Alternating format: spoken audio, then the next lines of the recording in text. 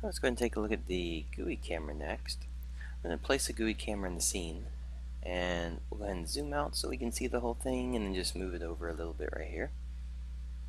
Alright, so the GUI camera we've looked at before, but just to kind of keep in the spot with the cameras here, we have a option on the far right, which is to change the border and the interior. So if you wanted, I could take the alpha up so we could see the interior border versus the exterior. Both, if a GUI type tile is attached to it, if you place it on it, it'll automatically become parented.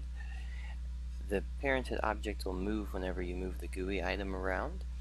This one means this darker border right here, the interior, this is saying the actual screen size. The exterior right here is a workable space.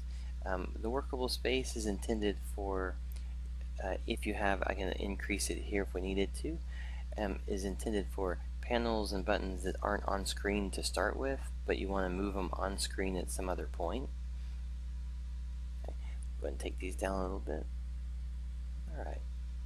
And then you also have options here which are available to say turn on visibility or not for the GUI tile itself, offsetting it.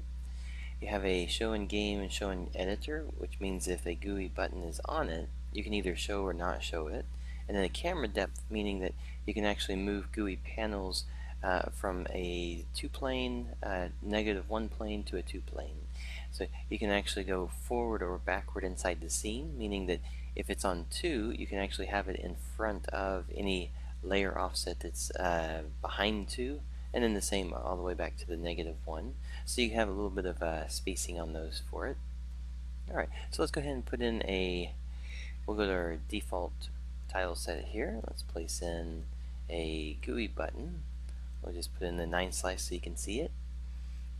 Alright, so just something to keep in mind is that this is the GUI inside the game. This is on the game camera, so this is going to be wherever your GUI camera is showing it to be. If I was to move it around different spots, then you'd be able to see it moving around here. I can't select or move this one. I can only do it from where the actual tile is inside of the editor. If you move the GUI camera, it moves both of them at the same time. If I was to go into the GUI camera, you can go back to here.